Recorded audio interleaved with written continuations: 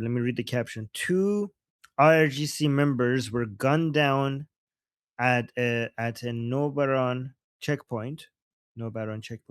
A group calling itself Organization of Homeland Defenders reportedly carried out the attack in Salve last night, targeting terrorist regime forces.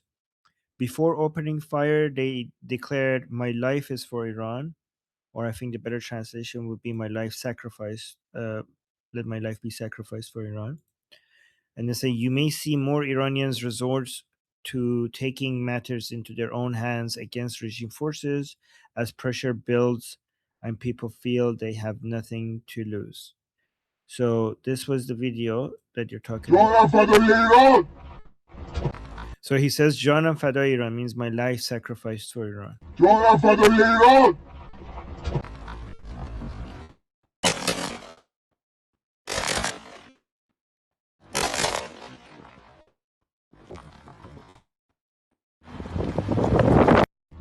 So you can see he took 2 down. Okay. So now we have some information regarding who did this, and they put out a video. So it says and I'll play the video for you guys, but here. See, the armed resistance group that gunned down 2 IRGC forces releases a message. The Homeland Defenders Organization, which shot and killed 2 regime officers at a checkpoint near Qom, dedicated the operation to 2 young protesters murdered by the regime, Nika Karami and Pejman Ghalipur. This pro-Iran anti-regime outfit did not indicate whether more operations are coming, but appears organized. So let's watch the video.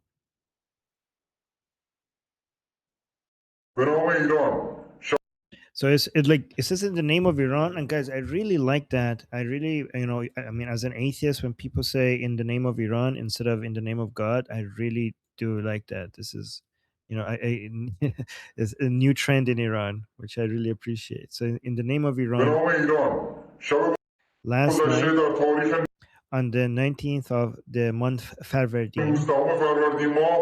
You know what? Let me just play it once before I read the translation, because I know Reza is enjoying watching this. So I just want him to enjoy it without me interrupting. به نام ایران، شب گذشته در تاریخ 19 فروردین ماه فرزندان شما در سازمان مدافعان میهن موفق شدند 2 تن از مزدوران رژیم آدمکش را در ایست بازرسی نوبران ساوه به هلاکت برسانند. این عملیات تقدیم می شود به 2 تن از جانفدایان میهن عزیزمان، نیکا شاکرمی، پژمان قلیپور، پاینده ایران. جانفدای ایران. And then he shows the video. So let me just read this really quickly. It says, in the name of Iran, last night on the 19th of February, your sons in the Homeland Defenders Organization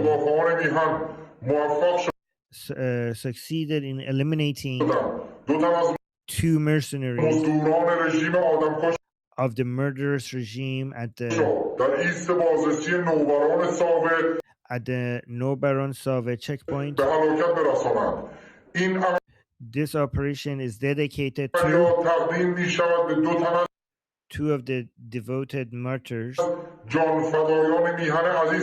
of our beloved homeland, Nika Karami and Pejman.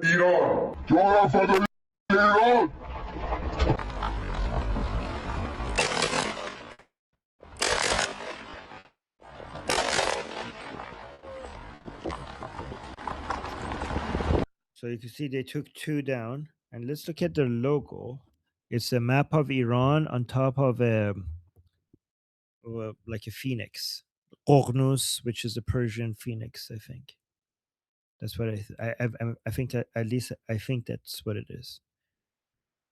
Okay, so I do think that more of this we might see more of this if because more and more Iranians are getting impatient when it comes to the Islamic Republic's fall not happening soon enough. So more and more Iranians will start considering taking the matters into their own hands. So this is inevitable. So we'll see if we're going to, because if you once one person does this and two people do this, then other people will see that it's possible, and it's going to inspire other people to do it, because usually it's like, exponential.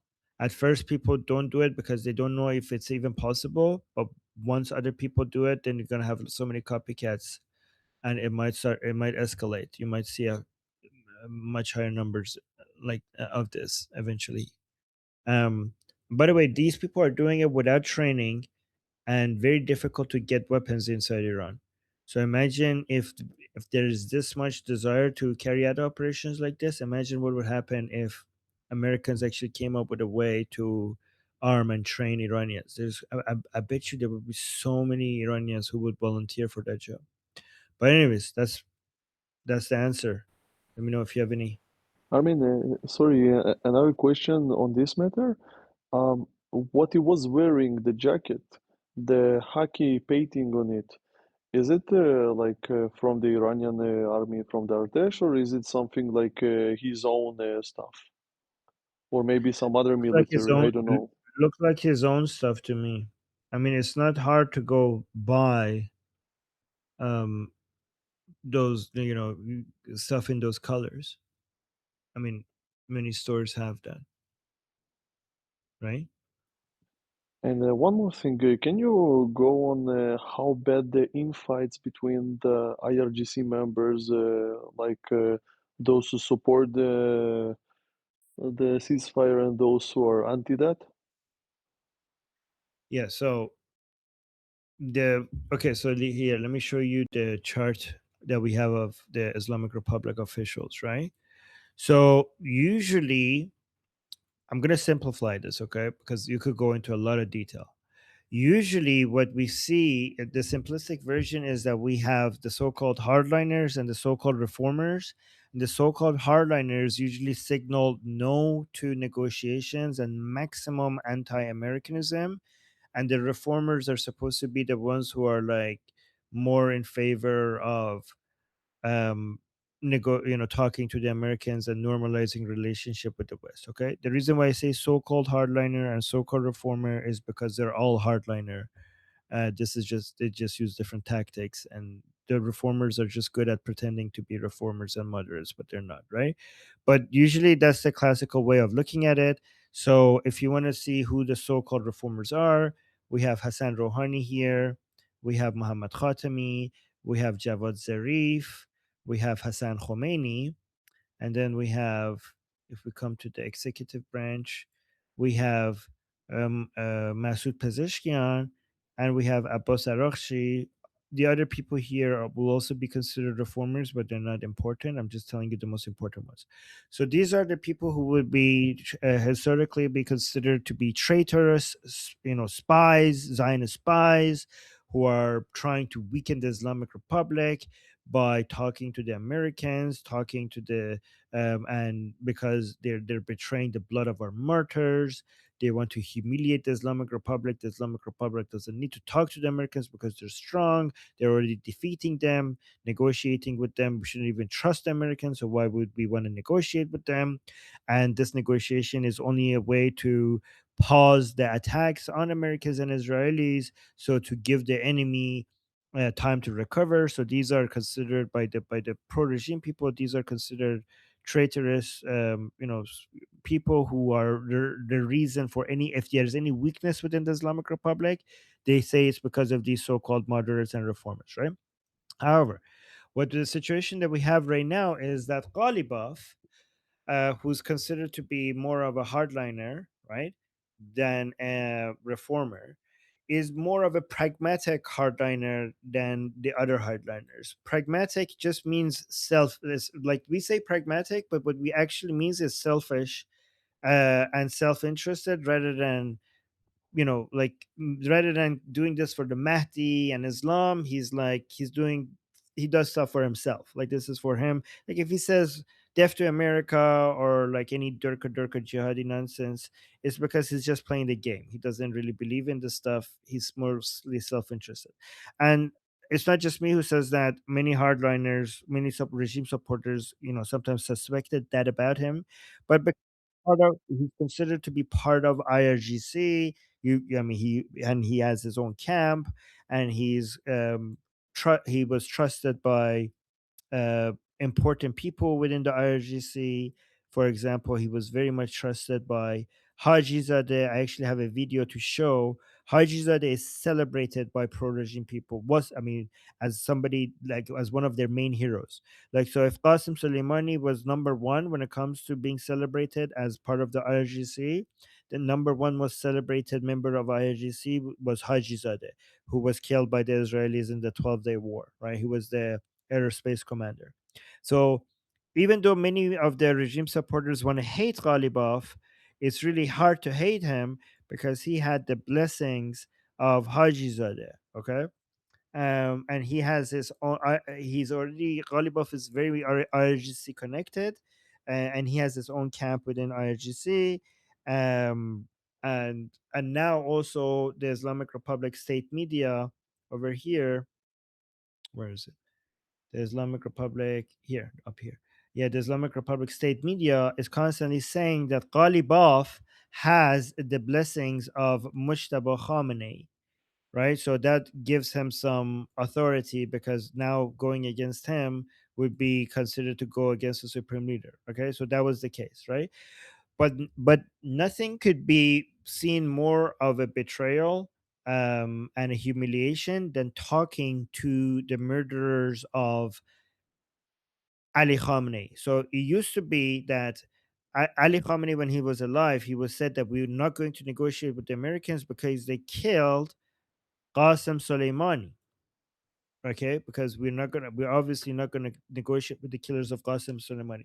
When he said that, he kind of suggested that we're not going to be speaking to them directly and indirectly. But then he went back on that and he made it seem like he was talking about not talking to the Americans directly, but you can talk to the Americans indirectly. That's allowed.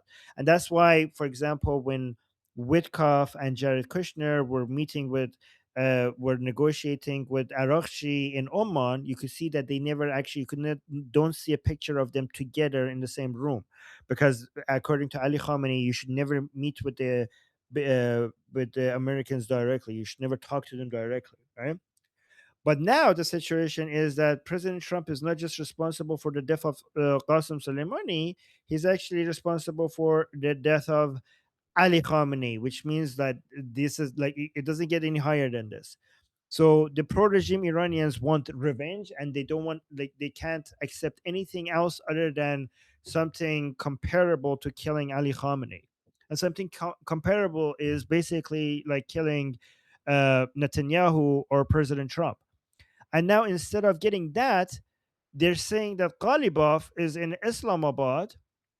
So instead of saying a revenge, they're saying like we're talking ceasefire.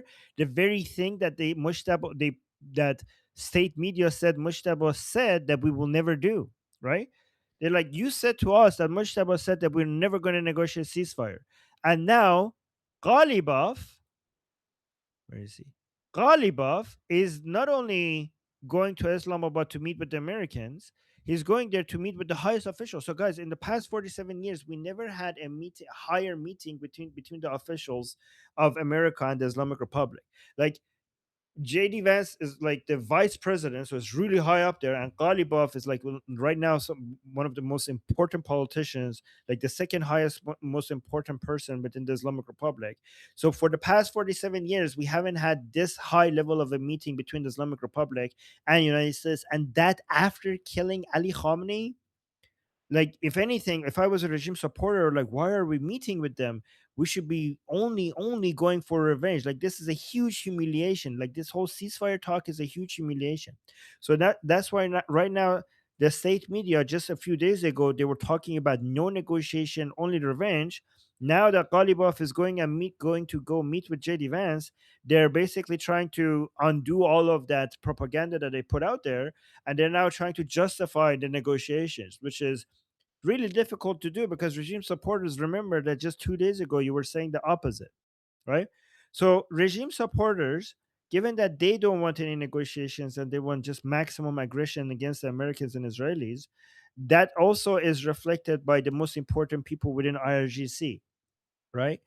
So unlike Ghalibaf, the main people within IRGC, they don't want to do any types of negotiation or ceasefire, and this drift between the different parts of the IRGC, this is not new. This has been years in the making, but now that that division is just um, escalating, right? So even if you go a couple of years back before any of these started, there are parts of IRGC that benefit from isolation of the Islamic Republic, and there are parts of IRGC that would actually benefit more from doing the opposite. And also the reformers will obviously benefit from less isolation, right? So Ghalibaf is kind of like the in the middle ground.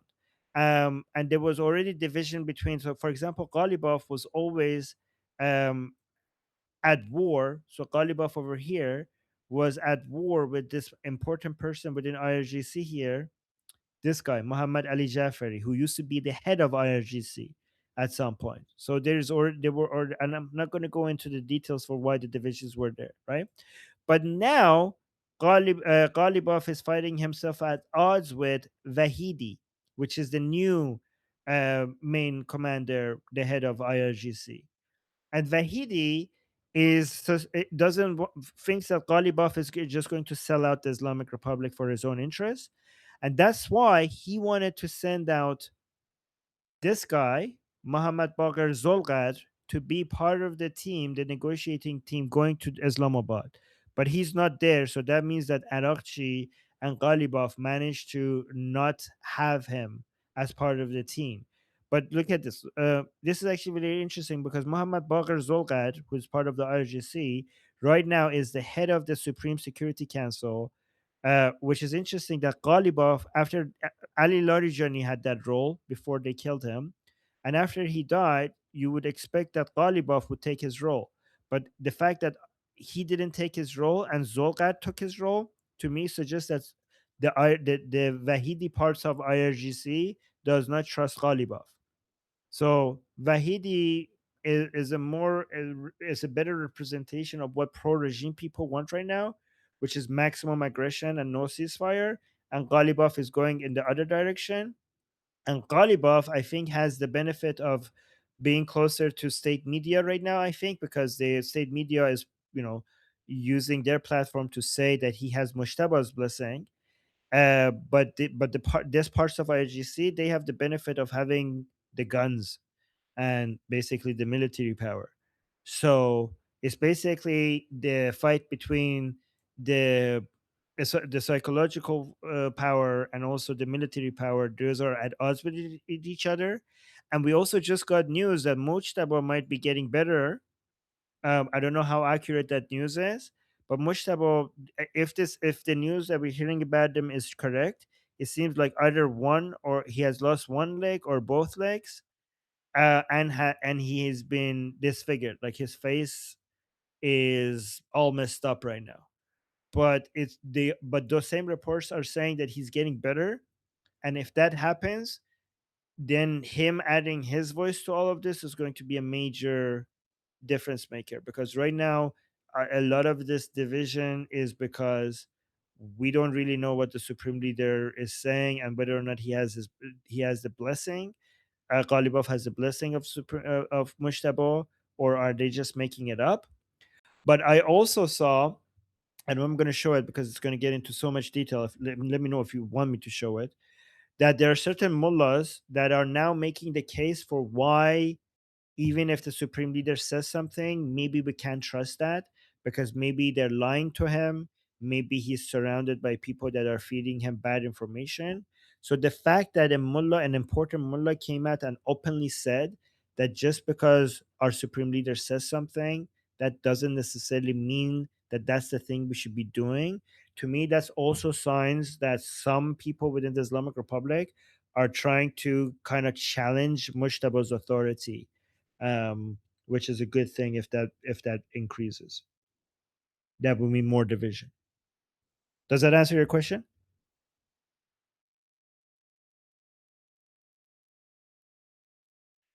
By the way, that was a lot of detail. I hope. I hope you guys didn't get bored or anything. But if you Oh, did pay it, oh, Reza is happy. If you Reza is happy. If you did pay attention to all of that, you have a lot more information compared to the average person regarding the internal politics now. um, so I had a question about the original video. Um, so the assassination was dedicated to two Javid Nams, but I was wondering why is there no mention of the Shah in the video? Ooh, that's a good observation, actually. Yeah, I don't know. That is that is a good observation. I would rather, like, I mean, the Javid Nam's mentions are good. I wish they said Javid Shah. That is concerning. Yep, I if only those wonder. two words. Yeah. Okay. Um, No, you were okay. gonna say something. If only what? If only what? If only they just said those two words, I would have been really happy.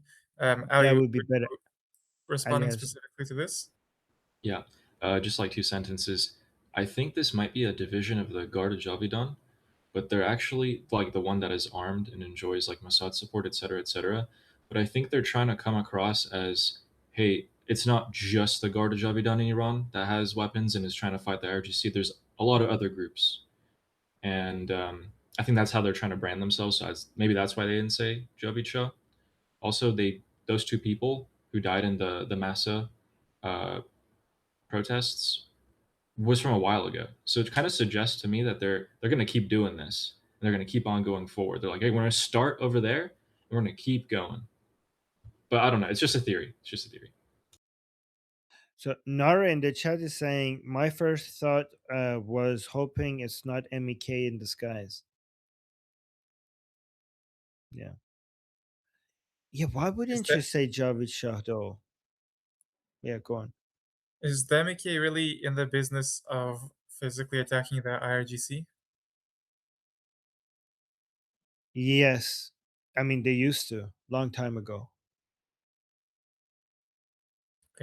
Okay, I guess we'll see. Yeah. And Nara Sabina, opened her mic. I wonder if she wants to say oh something. yeah, go ahead. No, I just found it a little out of place that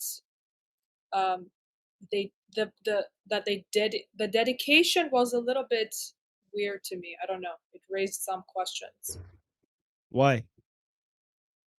I don't know. It seemed like they used the word Javidnam, but it seemed like they were that was the only thing out of the current revolution.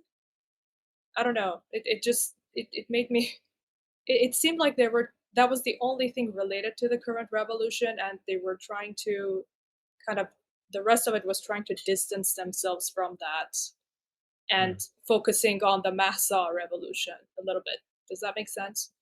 Yeah. Yeah, I mean, guys, for other people to have context, we have been backstabbed by so many people who seemed to be on our side and then ended up not being. So that's why I see Nara's point, because that's why we're so suspicious of people who don't say Javid Shah or anything Pahlavi related, because we have